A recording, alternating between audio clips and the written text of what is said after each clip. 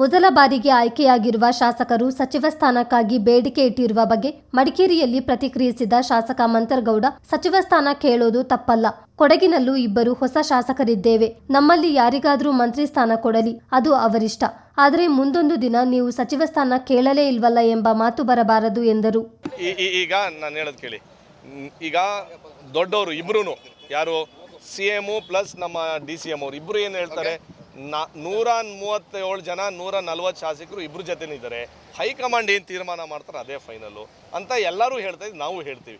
ಈಗ ನೀವು ನಿಮ್ಮ ಮಾಧ್ಯಮ ಪ್ರಕಾರ ನಾವು ನಮ್ಮ ಕ್ಷೇತ್ರ ನಮ್ಮ ಪಾರ್ಟಿ ಶಾಸಕರು ಏನಾದರೂ ಭೇಟಿ ಮಾಡಿದ್ರೆ ಅದೊಂದು ದೊಡ್ಡ ನ್ಯೂಸ್ ಮಾಡ್ತೀರಾ. ಈ ನಾವು BJP ಅವರು ಬೇರೆ JDS ಮೆಂಬರ್ಸ್ನ ಭೇಟಿ ಮಾಡಿಬಿಟ್ರೆ ನೀವೇನು ನ್ಯೂಸೇ ಮಾಡಲ್ವಲ್ಲ.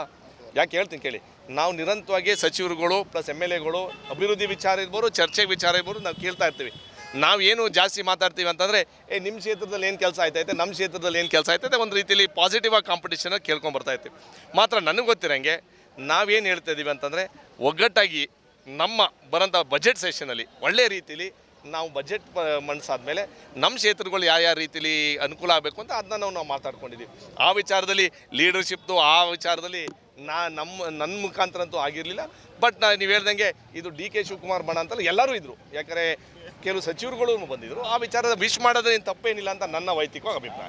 ರಾಜ್ಯ ಬಜೆಟ್ ಕುರಿತು ಮಾತನಾಡಿದ ಶಾಸಕ ಮಂತರಗೌಡ, ಕೊಡಗಿನ ರಸ್ತೆ ಅಭಿವೃದ್ಧಿ, ಕಾಡಾನೆ ಹಾವಳಿ ತಡೆಗೆ ಬ್ಯಾರಿಕೇಡ್, ಟ್ರೆಂಚ್ ಅಳವಡಿಕೆ, ಆರೋಗ್ಯ ಕ್ಷೇತ್ರಕ್ಕೂ ಅನುದಾನಕ್ಕಾಗಿ ಬೇಡಿಕೆ ಇಡಲಾಗಿದೆ. ಸರ್ಕಾರ ಕೊಡಗಿನ ಬಗ್ಗೆ ಕಾಳಜಿ ವಹಿಸಲಿದೆ ಎಂಬ ವಿಶ್ವಾಸವಿದೆ ಎಂದರು.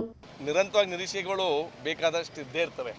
ನಿರೀಕ್ಷೆ ಮಟ್ಟದಲ್ಲಿ ಕೊಡ್ತಾರೋ ಇಲ್ವೋ ಅಂತ ಆಗಬೇಕು ಅಂತ ನನ್ನ ಆಸೆ. ಮಾತ್ರ ವಿಶೇಷವಾಗಿ ರಸ್ತೆ ಅಭಿವೃದ್ಧಿಗೆ, ಅದೇ ರೀತಿಲಿ ಕಾಡಾನೆ ಅಂದರೆ ಫಾರೆಸ್ಟ್ ಡಿಪಾರ್ಟ್ಮೆಂಟು ಹೆಚ್ಚಿನ ಸಂಖ್ಯೆಯಲ್ಲಿ ರೈಲ್ವೆ ಬ್ಯಾರಿಕೇಡಿಂಗ್ ಇರ್ಬೋದು, ಟ್ರೆಂಚಿಂಗ್ ಇರ್ಬೋದು, ಅದು ಆಮೇಲೆ ಕೆಲವು ನಾವೊಂದು ಹೆಲ್ತ್ ಕೇರ್ ವಿಚಾರದಲ್ಲೂ ನಾವು 2-3 ಬೇಡಿಕೆ ಇಟ್ಟಿದ್ದೀವಿ. ಕೊಡ್ಬೋದು ಅಂತ ನಮ್ಮ ಆಸೆ ಇದೆ.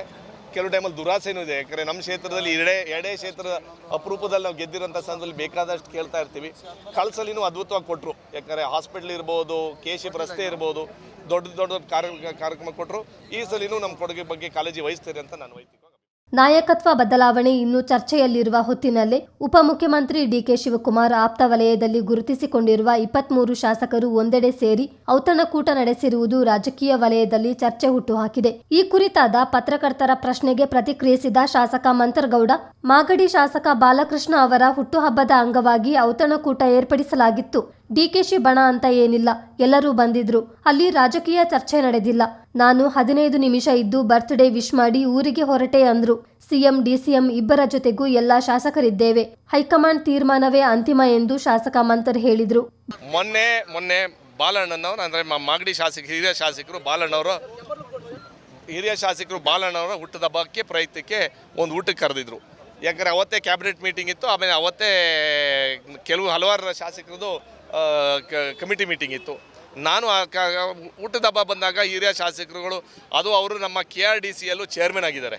KRDCL ಅಂದರೆ ಕರ್ನಾಟಕ ರೋಡ್ ಕಾರ್ಪೊರೇಷನ್ ಲಿಮಿಟೆಡ್ದು ಚೇರ್ಮನ್ ಆಗಿದ್ದಾರೆ.